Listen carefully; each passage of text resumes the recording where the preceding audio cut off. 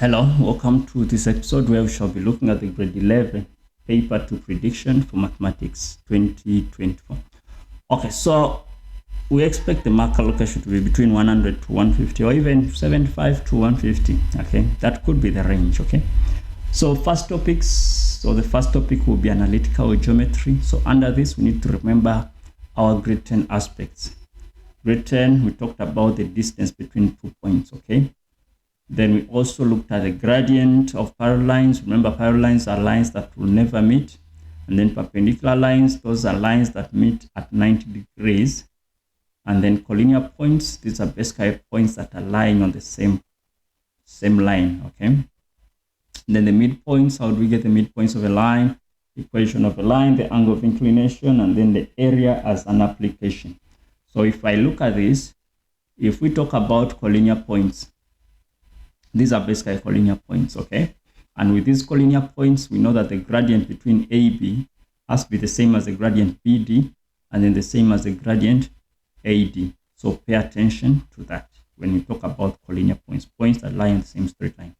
Then with the midpoint formula, x1 plus x2 over 2, y1 plus y2 over 2.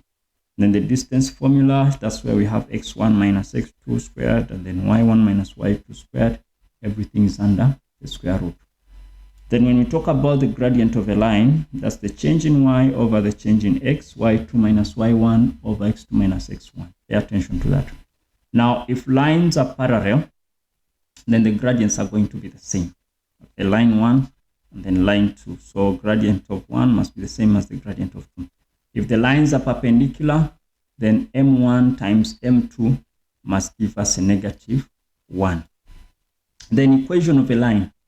We normally use mx plus c, where m is the gradient and then c is just the y-intercept. We can use this format, or we can just use this other format, where y1 and x1 will represent a set of coordinates. And then we have angle of inclination. Okay, angle of inclination is basically the angle that is formed with the positive x-axis together with the line of interest. In grade 11, we introduced something where we say the gradient must give us the tan of the theta, which theta is the angle of inclination.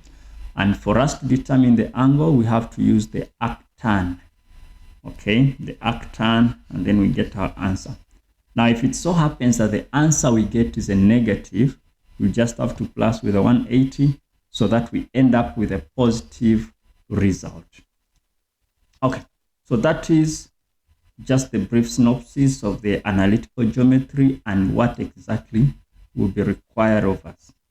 Then if I look at the next approach or the next topic of interest, that will be the trigonometry.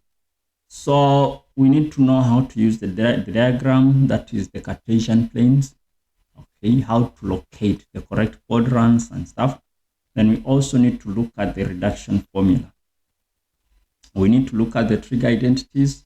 How do we prove them? How do we show that the left-hand side is equal to the right-hand side? And then how do we determine the general solution? Okay, we need to know that. And then we need to also understand our Euclidean geometry. Under this, there are 4 main proofs that we cannot go without at least understanding, that we cannot go to the paper without at least going over or mastering. Theorem number 1, a line from the center of a circle perpendicular to the chord must bisect the chord. Line drawn from the center of a circle to the midpoint of a chord who is perpendicular to the chord. Pay attention to that as well. So remember these 2 theorems, they work using what we call the Pythagoras, operate around the Pythagoras. And then the next theorem, the angle subtended by the arc, that is angle at the center. Okay, that works with isosceles triangles, or angles opposite equal sides, or sides opposite equal angles. Pay attention to that theorem as well. You could be asked to prove it. Then the next one will be the opposite angles of a cyclic quad. We know that they are supplementary. In other words, they are up to 180 degrees. That is A and D. We shall prove that A and D must give us 180. We need to go over that as well. Then lastly, the tan chord theorem. We need to know how to prove the tan chord theorem.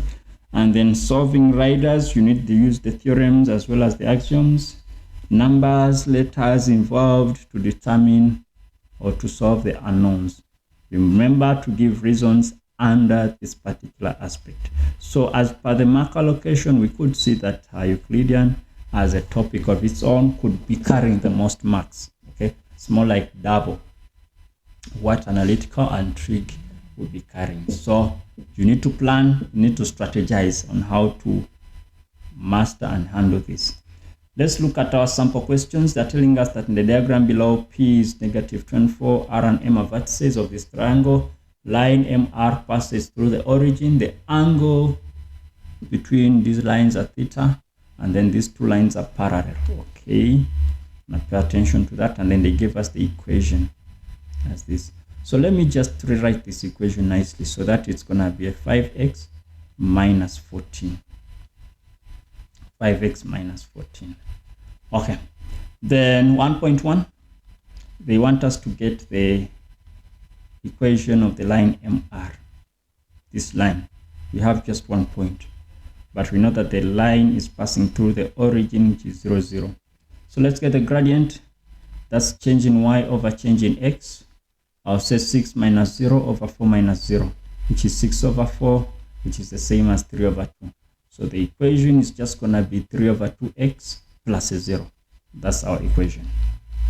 1.2, they want us to get the equation of PR. Now we can see that PR is parallel to MS. Okay, so the equation of PR is going to be 5, since parallel lines have the same gradients. Then I'm going to say y minus 4 is equal to 5 into x minus 2. So y is going to be 5x plus a 10 plus 4. So that y is 5x plus 14. In other words, it's just the opposite side.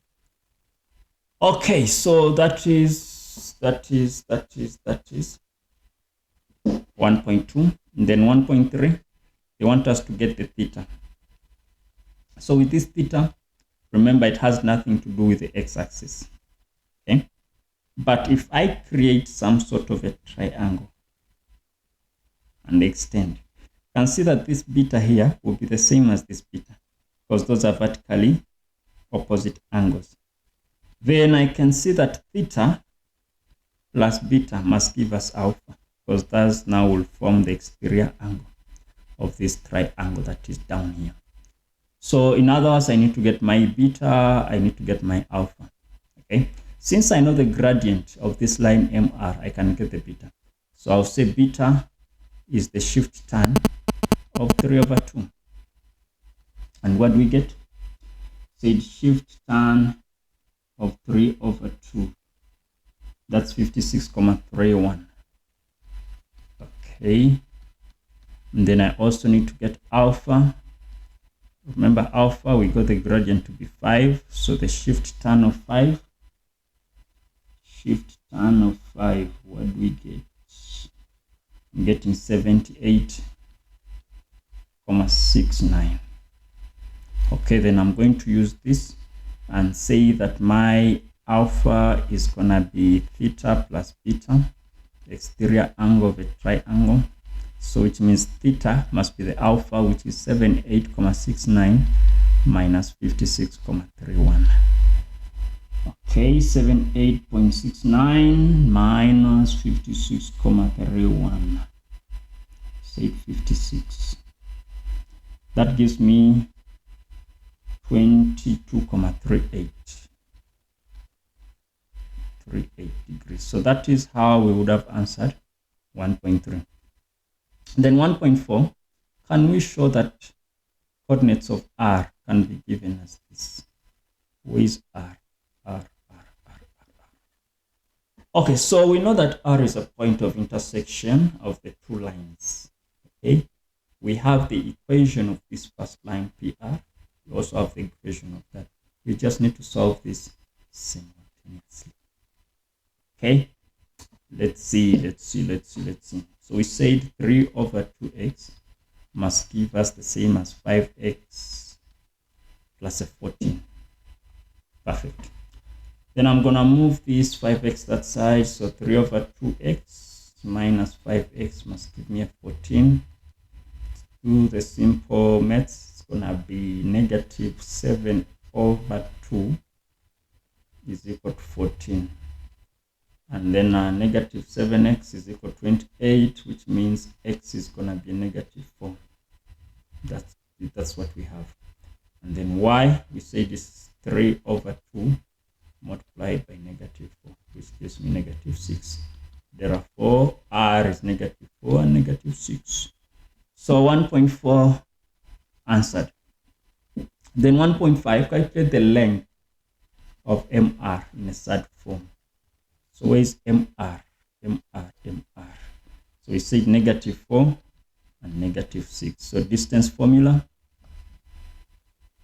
So I'm going to say it's going to be square root of 6 minus 6 squared plus 4 minus 4 squared. So that's going to be 12 squared plus 8 squared. Okay, if I punch that into my calculator, 12 squared plus 8 squared, that gives me 4 root 13. Okay. Then if the area of the triangle PMR is given as a half times PR multiplied by MR sine theta, I get the area of PMR. Okay, so here they are giving us the area rule. This area rule, we're going to cover it in term number 3. Okay, so if that is the area rule, which we must use, the distance we got is MR. What is shorting? We just need the distance PR. That's the only thing we need so that we can be in position to get the area. Okay, so our PR is still going to be the square root. We say that R is negative 4 and that, and then P is 2 and something, negative 2 and 4. Negative 2 and 4. So substitute 6 minus 4 is negative 6 squared, and then negative 4 minus 2 squared. Okay, punch that into the calculator. I'm gonna have, that's 10 squared, and then a 2 squared, which is 2 root 26. Then I do the substitution, so my area is gonna be a half times 2 root 26 multiplied by 4 root 13, the sine of, what angle did we get? 22,38. So punch that into the calculator and let's see what you get. 0,5 multiplied by 2 multiplied 2 root 26. Okay, we're multiplying by 4 the root of 13. So I'm getting 52 root of 2 units squared, or you could give it as 73,54 units squared. Okay, so that is analytical geometry. We expect learners to get some good marks there. Then question number 2. Okay, we're telling us that if the cos of theta is this, and theta is between 180 and 360, calculate the value of 14 tan theta with aid of a diagram and without a calculator. Please avoid getting the exact value of theta in such questions. So in this case, we have to just use our Cartesian. Remember, they told us between 180 and 360. This is 180, this is 360. Now, our cos is negative, and we know that from the cast diagram, we know that cos is positive in the 4th quadrant. So cos is only going to be negative in the 3rd quadrant. So that's where our sketch needs to be. How do we represent cos? It's adjacent over hypotenuse. So adjacent is here. Hypotenuse is here. So hypotenuse should never be negative, so the negative is down there. Okay.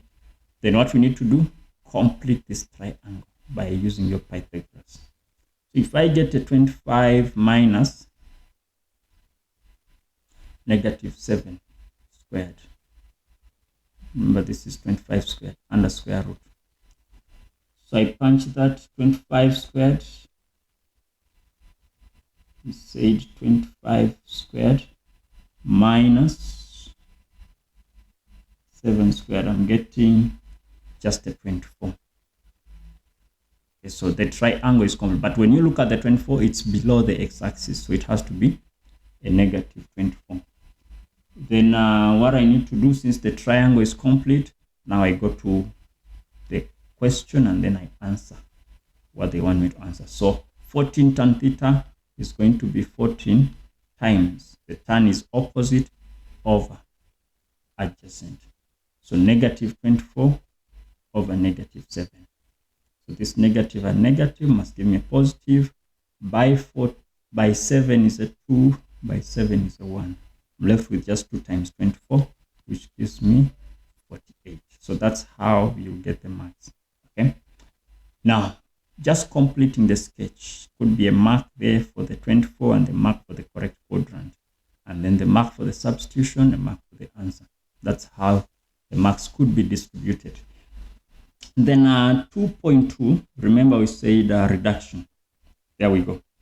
Cos of 90 plus x. 90 plus, these are complementary angles. So this is going to give me negative sine x. Okay. 180 plus is in quadrant number 3. And the sign in quadrant number 3 is negative. So negative sine x. I'm dividing this by the tan 225. Tan 225 is in quadrant number 3, which is the same as 180 plus 45. So this is going to reduce to a negative, no tan is positive there. So it's just the tan of 45 minus cos squared x. Because the cos of a negative is the same as the cos of a positive. So on top, I will have my sine squared over 1 minus cos squared x. But we know that from our identity of sine squared x plus cos squared x, it must give us a 1. But then I'm having 1 minus. So 1 minus could be an equivalent of sine squared x also. So over sine squared x. And then when I simplify this, I end up with 1 as my answer. Okay. And then 2.3, they want us to determine the general solution of this. So I think I'll try it this side. Let me, do I still have space? Perfect. Okay, so the question is telling me 2 cos 2 theta. Okay, 2 cos 2 theta is equal to negative 0.44. Step number 1, isolate the ratio. So I'll divide by 2, divide by 2, which means cos 2 theta is equal to negative 0.22. Then I need to find the reference angle. Okay, remember my cos is negative, which means my quadrants are going to be quadrant 2 and then quadrant number 3. So my reference angle is going to be the shift cos of 0.22. So there is no need for me to carry on the negative, since I already know the quadrants where my angles are going to lie. Okay, shift cos of 0.22 gives me 77.29 degrees. Okay, so 77.29 is an acute angle which is found in quadrant number 1. But my interest is quadrant 2, which is going to be 180 minus a theta. Then this is going to be 180 plus a theta. So this is more like my theta here. Then what I'm going to do, I'll say 2 theta is equal to 180 minus 77.29 plus 360 times k. Okay, this is quadrant number 2.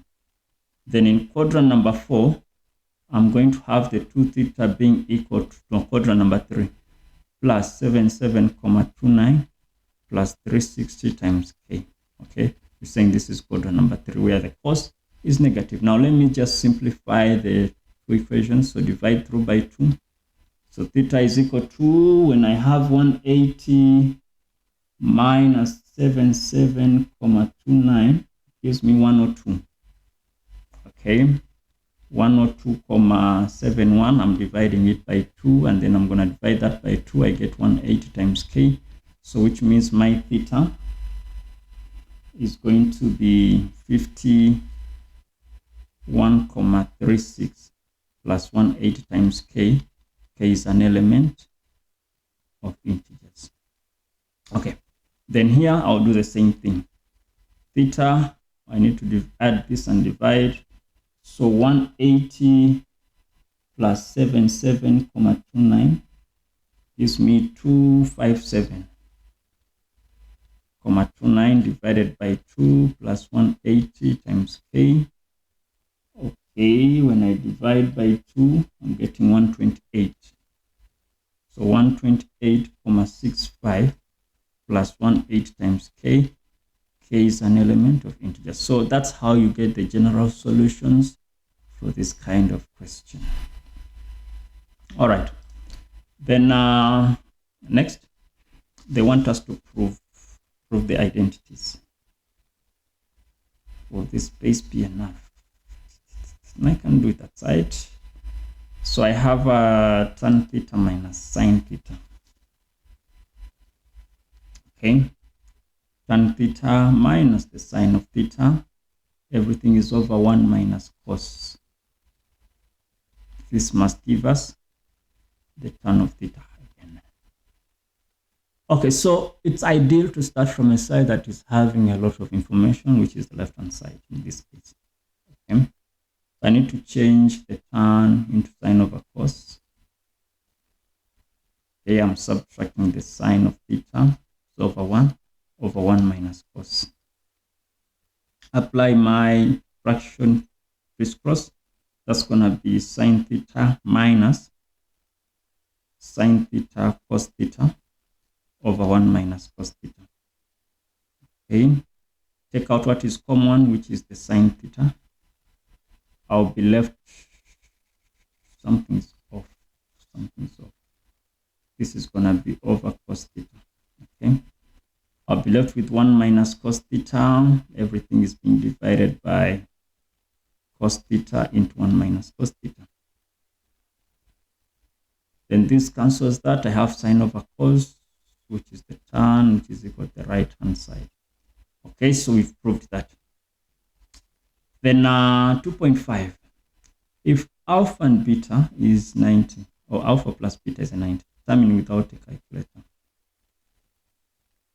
So these are more like complementary angles. Okay, but that's not going to be a big deal for me. My problem will be the 770. So how do we represent 700? In which quadrant is 700? Because this is going to be 360. And then if I make a full revolution there, it becomes 720. So which means it's going to be 20 degrees shy for it to be 700, which is in quadrant number 4. Okay, so quadrant number 4 is going to be the same as 360 minus something.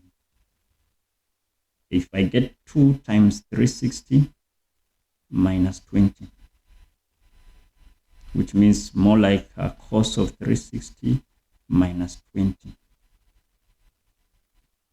Okay, so I'm going to reduce this to cos. I'll just say 2 360s minus 20 over the sine of 70 minus the sine of alpha over the sine of 90 minus beta. Okay.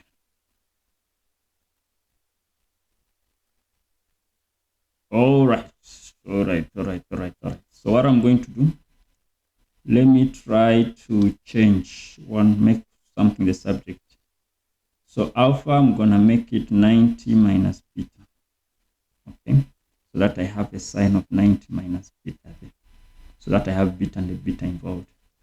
So when I do my reduction in quadrant number 4, cos is positive. So that's going to be cos of 20 over sine of 70 is going to be the same as 90 minus 20. Okay. Which is also cos of 20. I'm subtracting. If I have the sign of 90 minus, that gives me cos of beta over the sine of 90 minus n. These two are the same. Like, honestly, they are the same. So why am I even reducing them? So this is going to be 1 minus 1. I'm getting a 0 there. Okay, guys, that is it. Then question number 3, which is the trig function. We have 2 cos x plus 1 and then 1 minus sine x. Use the answer sheet provided to sketch f and g between negative 9 and 20. Let's see. 2 cos plus 1, 1 minus. 2 cos plus 1. Is the answer sheet here? Good. So we have 2 cos x plus 1, 1 minus sine x. So this is f, this is g. Okay, so grade 11s from our calculators, we were taught how to use the table notation or table format. That is 2 cos of x plus 1. My g of x, I'm going to have 1 minus the same sine of x. We said we're starting from negative 90. We are ending at 360. How many points do I have? 1, 2, 3, 4. I don't know. If I use 45, it's gonna be 90, 135, 135. I think I can use, will it make sense though to use a 40? Why not 30? Let me use 30. If I use 30, 60, 90, 120, 150, 180. No, it's not going to make sense because I must end at 360. Is that true? Yes, must end. So 45 might make some more sense if I use steps of 45 or even 90. Problem with 90, I need to know the sketch. Okay, I need to know the sketches of how they look like. Let me use 45. Okay, so if that's a 45, this is going to be 90, 135, then we have 180, 225, and then 45.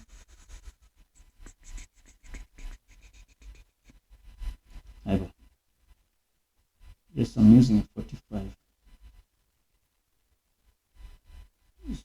So 225, I'll have my 270, I'll have my 315, and then I'll have my 360.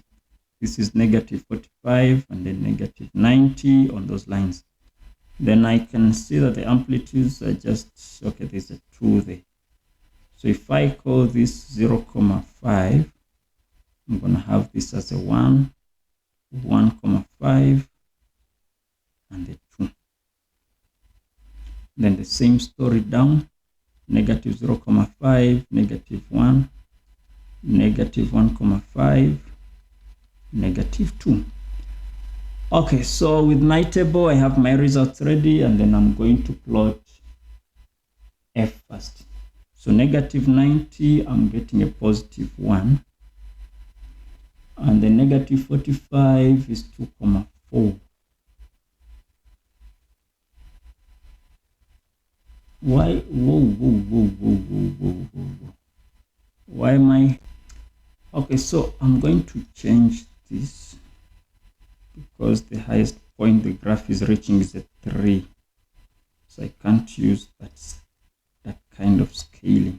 Let me just call this a 1, a 2, and a 3. Call this a 1, 2, and a 3. Okay. So I think we can start. So we say that negative 90 is a 1, negative 45 is 2,4, which is maybe the 0 is gonna be a 3. Then we'll repeat the process. That's a 1. Then 135 is negative 0,4. Okay. 180 is negative 1. These are negatives. And then 225 is 0,4. Negative. 270 is a 1. 315 is a 2,4. Where are you? Okay. And then 360 is a 3. Okay, then I'll just connect this up. Okay, I'll connect it up somewhere there. Oops. It's supposed to be here. I don't know why it's skipped to that point. Okay, so that is how that would be obtained. We're calling this F. And then for the side of G, 0 is going with, no, negative 45 is going with a 2. Let me use this. Okay, then I have 1,7, which is slightly close to 2. Then 0 goes with a 1. Then 45 goes with a 0,2. 90 goes with a 0. 135 is a 0,2. 180 gives me a 1. Then 225 is 1,7. 270 gives me a 2. Then 315 is 1,7. And then I have a 1. Okay, so I'll just connect that.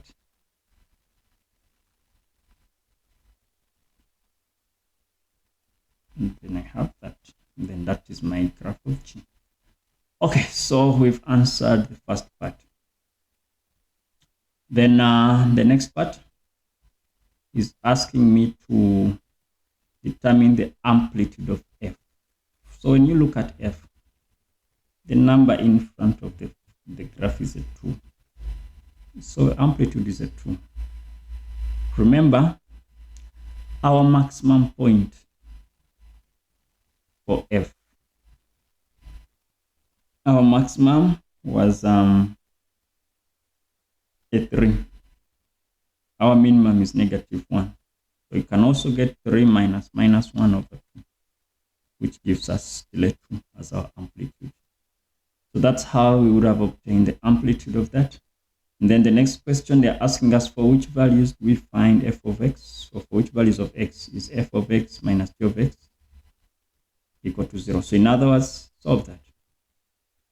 They're giving us 6 marks. 6 marks. Okay, what do you think needs to be done? Grade 11. So step number 1, when you look at the graphs themselves, we're looking for points where the graphs are meeting or intersecting. We have number 1, somewhere here. This is number 2, and then we have number 3. So we have 3 different points where the graphs are meeting, but we don't know exactly the values. So the question wants us to find those values. So that can be done if we solve using the general solutions. Okay, so if you get your first equation, which is the 2 cos x plus 1 is equal to the negative sin x. Now it's 1 minus sin x. Then if I try to solve this, I see there is a 1, there is a 1. The ones will cancel out. I'll be left with 2 cos x is equal to negative sin x. I can create a tan out of this. Divide by cos x, divide by cos x. Why not leave negative? So this cancels that, and then I'll have my tan. So tan x is equal to negative 2. Okay. Tan x is negative 2. Then I can find my reference angle. Okay, so the shift tan of negative 2. Or I can just use a positive, because I know that tan is negative in quadrant number 2 and in quadrant number 4. So shift tan of 2, what do we get? We get 63.43. So in quadrant number 2, it's going to be 180 minus 63.43 plus 180 times k, since the period of tan is that. Then this goes to, let's see, 63.43, that's 116.57 plus 180 times k. K is an element of integers. Then my other solution in quadrant 4 will be 360 minus. Okay, so if I get 360 minus the 63.43, I'll get 296.57 plus k times 180. K is an element of integers. Now, since the question wants the values of x, we need to get the actual values, the exact values. So this is where you can draw some sort of a table. Okay, and then try to substitute the k's with -1, +1, and all of that. Remember, the interval is between -90 and then 360. Let me just do it this side. Okay, we said we need a table whereby we have said 116 plus 180 times k, and then the other equation was 296.57 plus 180 times k. So with k, I can use a -1, I'll use 0, and then I'll also use 1, because -2 will be way out of range. Okay, so that's 1.57. Okay, so what I'm going to do, just replace the negatives where I see the k. So 116.57 plus 180. If my k is a 0, I'll have 116.57. If my k is a 1, I'll have 296.57. If my k is a -1, I'm gonna have -63.43. So you can see that all these values are relevant. Okay, if I use a -2, I'm gonna get -243. So I'm not gonna use that. Then let me use the other one, 296 plus 180. We said 296.57. If I use 1, I'm having 400 something, which is out of range. If I use 0, 296.57, and then if I use -1, I'm getting 116.57. So these answers are what they need: the negative, the 116, and then 296. So those are the values that the question wanted. So 296.57, 116.57, and then the 63.43. Those are the different points where the graphs will be meeting. Okay, then for the next questions, reasons are required.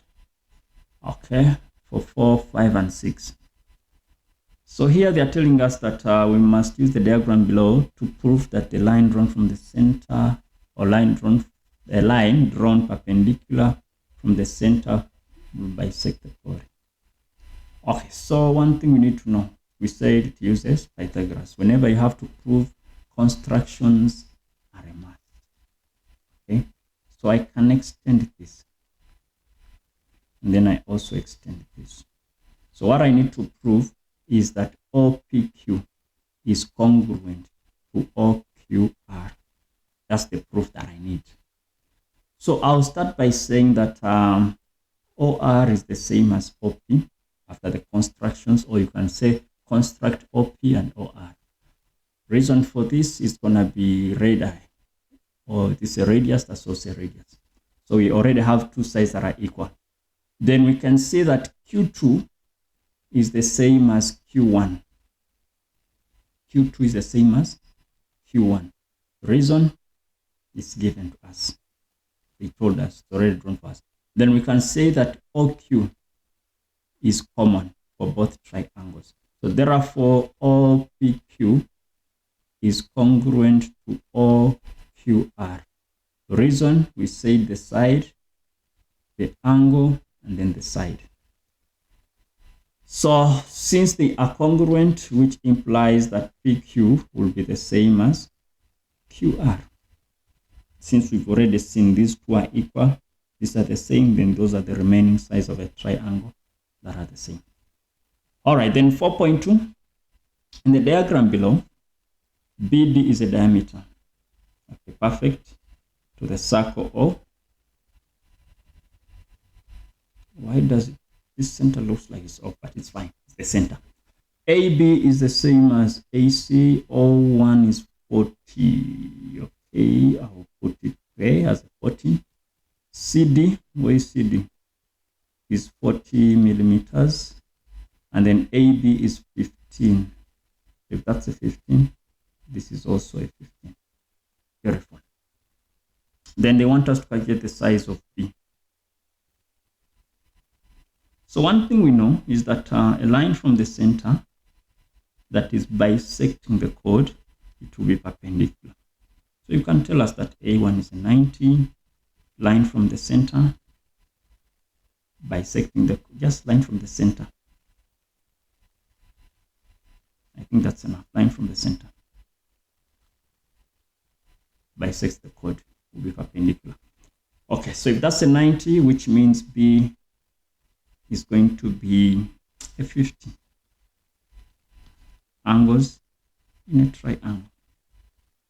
Okay, then they want us to get D.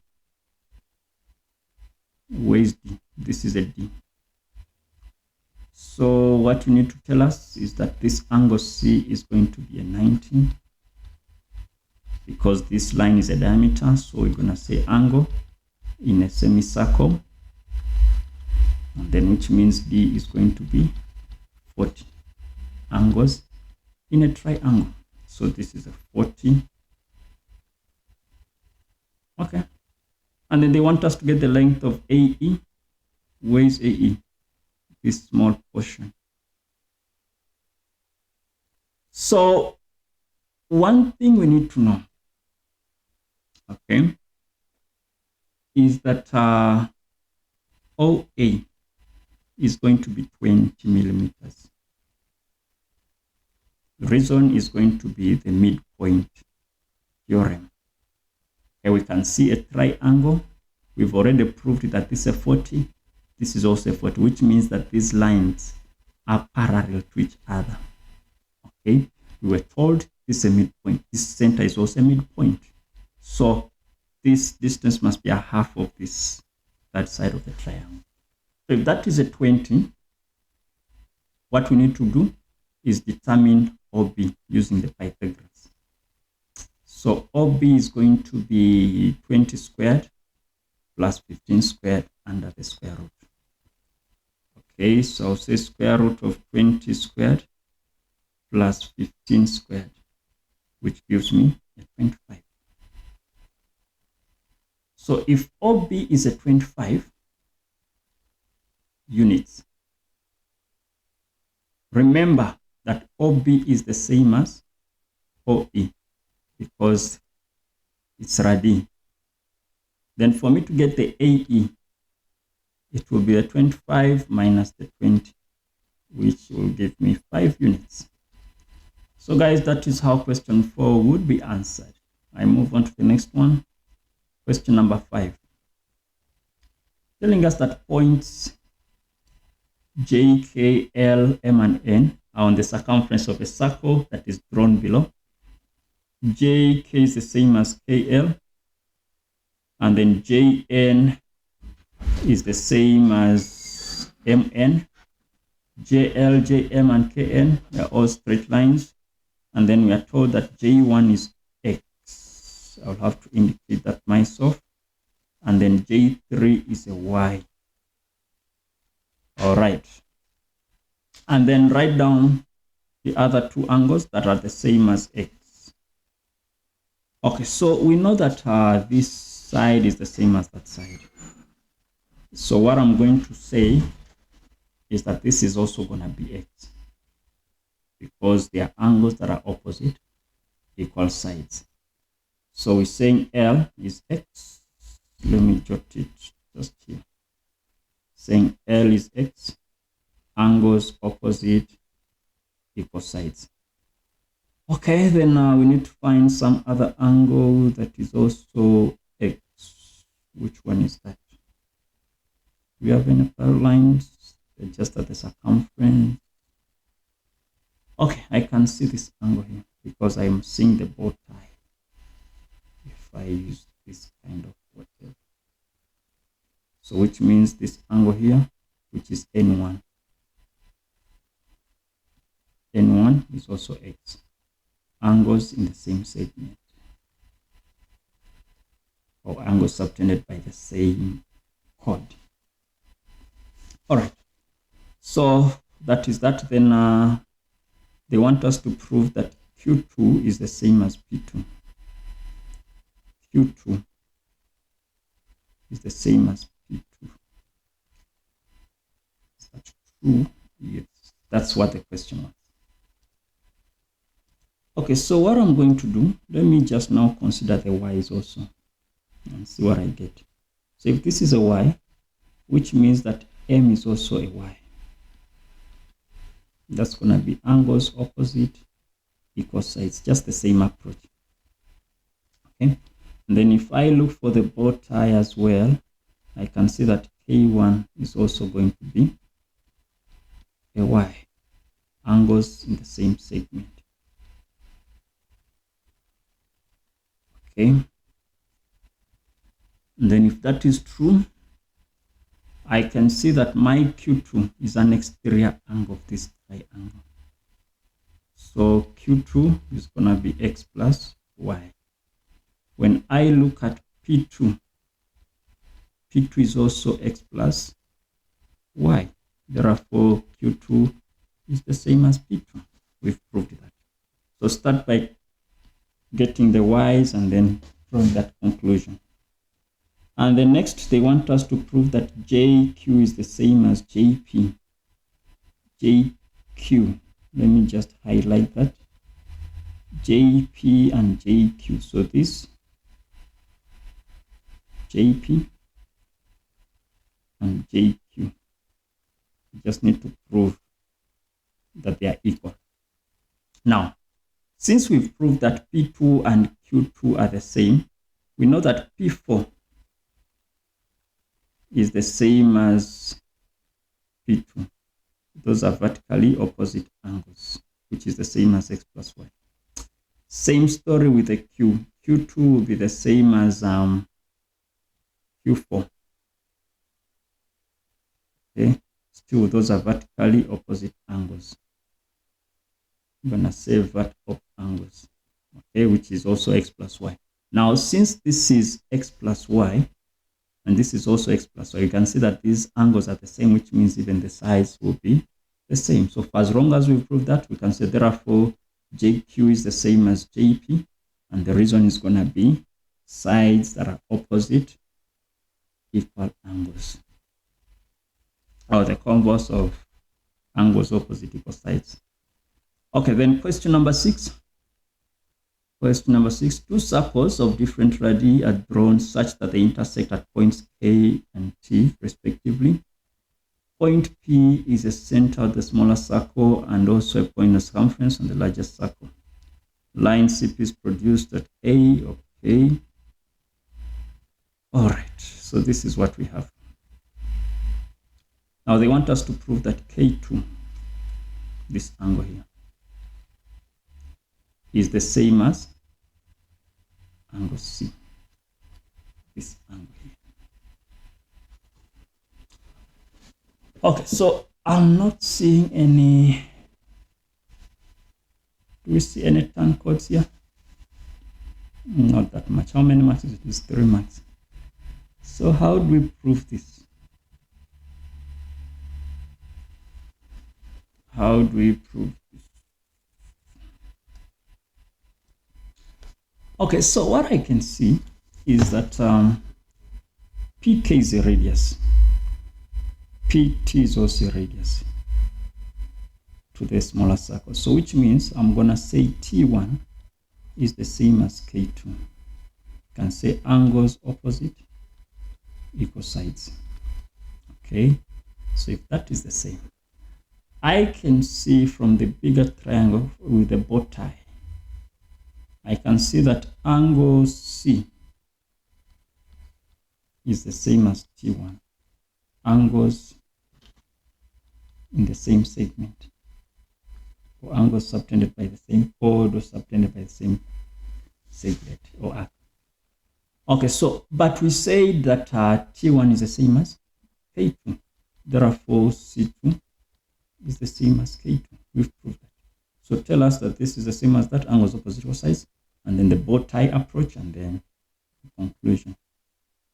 Okay. So if I call this my, the labeling is fine. Then can we prove that K1 is 2 times T2? K1, this angle here, is twice T2, the angle here. We have angles at the center. Yes. Angle at the center. Yes, we have angles at the center. We have angles at the center.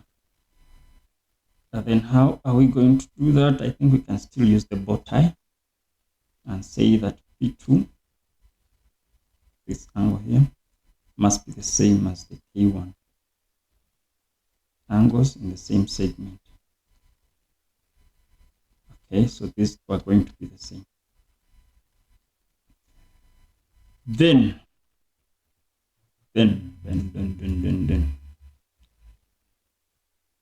what I can see from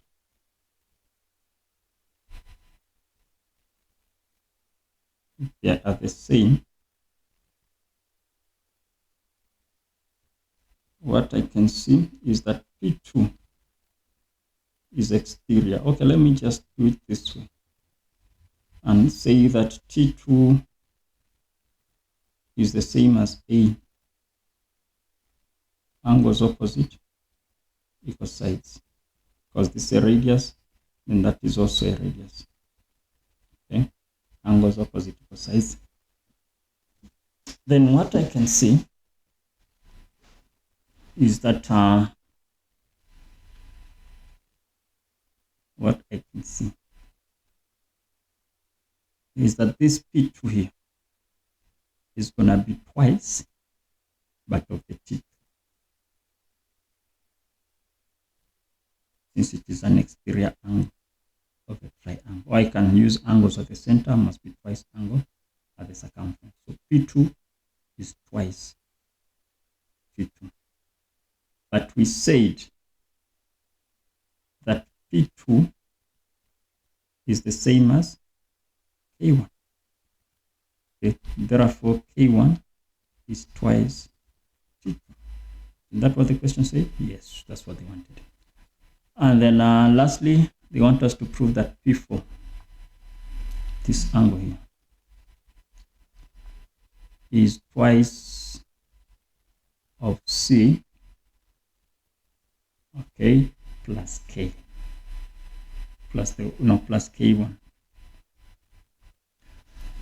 So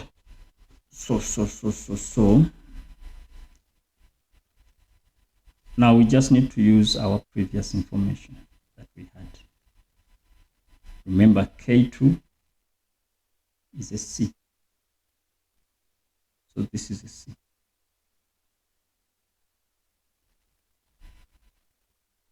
Okay. Then K1, we found it to be twice T2, which means that T2 is going to be a half of K1. Okay, so I'm going to say that T2 is a half K1 from above, and then T1 is going to be a C from above. Now, what did the question want? The question wants P4. Angle P4, P4, P4. Okay, so this is angle T. So one thing I know is that T is going to be the same as T1 plus T2, which I've already sorted out to be C plus a half K1. This is my T. But since P4 is at the center, okay, so P4 must be a half. No, P4 cannot be a half. P4 must be twice of T. Angle at the center is equal to twice angle at the circumference. Then I'll just multiply 2 by this whole thing, C plus a half K1. So which means it's 2C plus a K1, which is what we have there. Okay, guys, that is that with this paper. These were diagram pages where we can work out our solutions and do the constructions. So I think I'll have to stop there and wish you guys all the best in this paper too. Remember, just to recap what we just dealt with under the framework analytical geometry, which is between 24 to 30 if the paper is 100 marks. So distance between 2 points, the gradient of parallel lines, perpendicular lines, collinear points, midpoints, equations of a line, angle of inclination, and then area. Okay, just as an application. Then 2 trig, we said we can use the Cartesian plane, identify the correct sketch or the correct quadrant, use Pythagoras to find the missing sides, and then complete whatever question you have. You need to work with the reductions and know which quadrant goes where and what happens. Complementary angles, we love them the most in grade 11. How you prove the trig identities and how you find the general solutions, you cannot go to the paper at least without revisiting that work. Then under the Euclidean, the proofs. Line from the center, that's what we just worked with. You never know, they could ask you to prove the angle at the center is twice angle at the circumference, or you could prove the opposite sides of a cyclic quadrilateral, or the angle between the tangent and the chord and the tan chord formula or theorem. So please, we need to remember all these aspects, at least before we go to the paper. And then the riders and the axioms, those are just the applications of any of the theorems above. Okay, so in this framework, I'm not seeing the trig graph, so we shouldn't really dwell much on that since it's not indicated here, but it could be asked. And on top of that, remember it is just the last topic that needs to be covered for this term. So chances are high some schools have not covered it, but you never know. Anything is possible. So guys, I'll stop there and then I sign out. Thank you.